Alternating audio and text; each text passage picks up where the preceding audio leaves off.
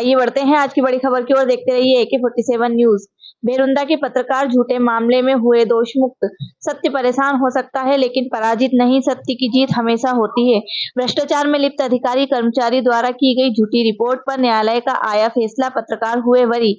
सीहोर जिले के 3 पत्रकारों को प्रथम श्रेणी में अपर सत्र न्यायाधीश ने वन विभाग के अधिकारियों कर्मचारियों द्वारा लगाए गए एक झूठे मामले में 10 साल बाद दोष मुक्त कर दिया है। एक तरफ झूठे मामले में बरी होने पर पत्रकारों ने न्यायपालिका पर भरोसा जताया है। देखते रहिए AK-47 न्यूज नसलान के साथ। और वनों का विनाश करके अतिक्रमण किया जा रहा है, उसको लेकर मध्य प्रदेश शासन और भोपाल प्रधान वन संरक्षक को एक शिकायत की गई थी कि लाड़कू वन परिषद में वन की जो रक्षा करने वाले रेंजर नाकेदार वही लोग अवैध अतिक्रमण और वनों का विनाश करवा रहे। इसको लेकर 16/2/2016 को प्रधान वन संरक्षक द्वारा एक नोटिस भेजा गया हमें कि कल एक टीम जो आ रही है उसके साथ जांच में रहना है।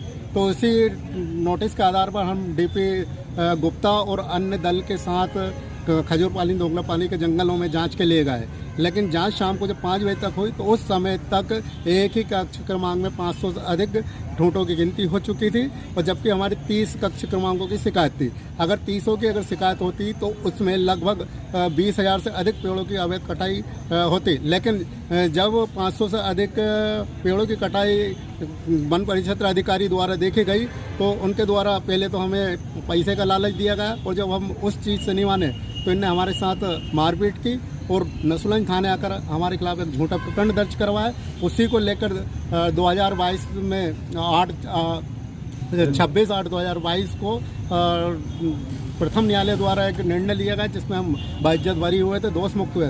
लेकिन हमारे द्वारा भी उन 13 ही वन कर्मियों और अधिकारियों पर एक केस चल रहा है। हमें जो झूठा फंसाया गया था, हमारे साथ भी मारपीट की गई थी उसको लेकर। लेकिन उस केस को क्रॉस वो केस जो विचाराधीन है उसमें फैसला आना बाकी। लेकिन हमको दबाव बनाने के लिए इनके प्रशासन वो शासन द्वारा वरिष्ठ न्यायालय को अपील की गई थी, जो कि आज खारिज हुई है। और पुराने जो फैसला था प्रथम न्यायालय वाला उसको मान्य किया और हमें बाइज्जत बरी किया गया। और ये सब जो हमें जीत मिली है, जो नस्लन के वरिष्ठ कानून पर विश्वास है, और जो हमारे नस्लन के वरिष्ठ अधिवक्ता है DP तिवारी, इनकी मेहनत और हमारे जो कागजात उनके प्रयास से ही हमें जीत मिली है। मेरा नाम नितिन मालपानी है और लाड़कू का रहवासी हूँ, पत्रकारिता करता हूँ मैं। हम लोगों के द्वारा मेरे 2 अन्य साथी लखन मालवी और चंदर सिंह बागवान पत्रकार, हम 3 लोगों के द्वारा जो है एक मामले की शिकायत की गई थी भोपाल प्रधान वन संरक्षक को कि लाड़कू क्षेत्रों में जो है वनों की अवैध कटाई चल रही है। इस कटाई में जो है मेरे द्वारा दैनिक जो अखबार आता है प्रदेश टुडे, उस समय में एक खबर लगाई गई थी जिस खबर में मैंने 500 पेड़ों की कटाई का जिक्र किया था। और वो खबर लगी जिससे भयभीत होकर वन विभाग ने हम लोगों को काफ़ी डराने धमकाने की कोशिश की, मानहानि का केस करने की कोशिश, दबाव बनाया कि अगर आप इस खबर के ऊपर अगर खंडन नहीं करते हैं। लेकिन हम लोगों के द्वारा किसी प्रकार का समझौता नहीं किया गया। मैं और मेरा जो साथी है चंदर सिंह बागवान, उनके और हम लोगों ने भोपाल शिकायत की। शिकायत के बाद जाके 16/2/2016 को वहाँ पर एक जांच टीम आई। जांच टीम के द्वारा हमें एक पत्र दिया गया और हमें बुलाया गया, और हम जो है लाड़कू वन परिक्षेत्र के जंगल डोंगला पानी के कक्ष क्रमांकों की ओर गए। अन्य 13 वन विभाग के जो 13 कर्मी थे, जो भोपाल से टीम आई, वो और लाड़कू वन परिक्षेत्र का अमला, तो सभी लोगों के द्वारा शाम तक की जो पेड़ों की जो कटाई थी वो लगभग 500 से अधिक हो चुकी थी। इसी बात से इन लोगों ने हमें पैसे का लालच दिया, हमसे 9 लाख रुपए की पेशकश की कि तीनों लोग अपना मुंह बंद करके और बाकी मात्र 37 पेड़ों की जो है कटाई के लिए आप लोग अपनी तरफ से सहमति जताएं, और ना हम आप पे कोई कार्रवाई करेंगे, ना आपके खिलाफ कोई भी मामला दर्ज करेंगे। हम लोगों के द्वारा मना कर दिया गया। इसके बाद जाके इन लोगों ने हमारे साथ बाद में मारपीट की। मारपीट के बाद 15 मिनट के भीतर जो है FIR दर्ज हो गई फ़ोन के ऊपर ही। मामला नसुलगंज न्यायालय में आया।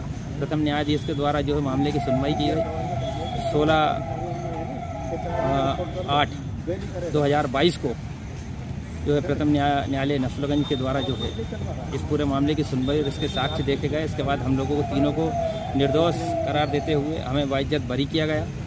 इसके बाद जगह वन विभाग के द्वारा जो है जिला अपर सत्र न्यायालय में जो है अपील की गई और 25 तारीख जून 2025 को माननीय अपर सत्र जो न्यायाधीश हैं उनके द्वारा इस मामले की सुनवाई को देखते हुए और पुराने जो डिसीजन था न्यायालय का उसको यथावत रखते हुए हमें बाइज्जत बरी किया गया है। माननीय न्यायालय का हम बहुत बहुत आभार करते हैं, क्योंकि देश में अगर कहीं कोई व्यवस्था अगर बची है तो वो है न्यायपालिका। न्यायालय जब तक सुरक्षित है तब तक लोगों का जो जीवन सुरक्षित है। मैं माननीय न्यायालय का धन्यवाद करना चाहूँगा और हमारी ओर से जिन्होंने पैरवी की जो वकील डीपी गुप्ता जी उनका भी बहुत बहुत आभार, धन्यवाद। क्षेत्र के अंतर्गत आने वाले पिपलानी और धोंगला पानी और अपने श्यामपुर यहाँ 4-5 बीटों के जो नाकेदार तो सब नाकेदार थे, उन लोगों ने अपने पूरे अवैध कृत्य को बचाने के लिए झूठा प्रकरण जो है उनके साथियों के साथ कायम करवाया था हमारे पत्रकार बंधुओं के ऊपर। और उसमें ये झूठी रिपोर्ट की थी उनके द्वारा, वो जो रिपोर्ट की थी उनके द्वारा 2016 को कि इन लोगों ने जो है जब वो धोंगला पानी नाके से बाहर एक तो जंगल पे जा रहे थे तो इन लोगों ने उन्हें रोक कर गाड़ीबाजी की और मारपीट की। ऐसी झूठी रिपोर्ट थाने में नथुलन जाकर दर्ज करवाई थी, जिसके ऊपर से इन साथियों के ऊपर प्रकरण चला था। उन तीनों प्रकरणों में जिन लोगों को प्रकरण चला था उसमें हमारे साथी सम्माननीय चंद्र भाई, नितिन मालपानी और लखन माली साहब थे। और वो झूठा प्रकरण इसलिए पंजीबद्ध करवाया गया था कि इन लोगों ने पूरे क्षेत्र में जो अवैध तरीके से लकड़ी कटवाई गई थी उस अवैध लकड़ी कटने की जांच के लिए वहाँ निवेदन किया था भोपाल कंजर्वेटर के पास, और वो जांच आई थी तो वहाँ से नोटिस आया था इन लोगों को आप वहाँ पहुँचिए और मिस्टर डीपी गुप्ता जांच करने के लिए जा रहे हैं। ये तीनों भाई बंधु वहाँ जांच के विषय में उपस्थित हुए थे और इन लोगों ने जो है उस जांच से बचने के लिए इनके साथ झूठी मारपीट करने अड़बाजी करने की रिपोर्ट दर्ज करवाई थी। उसके आधार पर चालान पेश हुआ था। माननीय न्यायिक दंडाधिकारी महोदय प्रथम श्रेणी नथुलन के द्वारा पूर्व में जो निर्णय पारित किया गया था उसमें इनकी पूरी कहानी जो है झूठी मानते हुए इनको निर्दोष बरी कर दिया था। उससे अपील शासन ने पूरे जो है अपर जिला सत्र न्यायाधीश महोदय के समक्ष की थी। कल दिनांक 25 परसों 24 को जो निर्णय हुआ है, एक मिनट देख के बताता हूँ, 2025 को अपर जिला सत्र न्यायाधीश महोदय के द्वारा भी मतलब इन लोगों को दोष मुक्त किया गया है और अध्यक्ष न्यायालय ने जो इनको निर्दोष माना था वो निर्णय सही माना है। एक बात ये जरूर है कि जब तक प्रजातंत्र है और मीडिया है तब तक जो प्रजातंत्र सुरक्षित है और न्यायालय है जब तक हर आदमी को जो है न्याय प्राप्त होता है। इनकी सही स्थिति जो थी, इन्होंने जो अपने अवैध कृत्य को दबाने के लिए, लकड़ी कटाई की जांच को दबाने के लिए जो झूठा हमारे पत्रकार बंधुओं पर दर्ज करवाया था, वो ये सिद्ध हो गया कि ये लोग जो हैं किस हद तक जाकर के पत्रकार बंधुओं को मीडिया का मुंह बंद करने के लिए किस प्रकार की कैसी कोशिशें करते हैं, किस प्रकार से दाव हथकंडे अपनाते हैं ताकि ये अपना मुंह बंद रखे।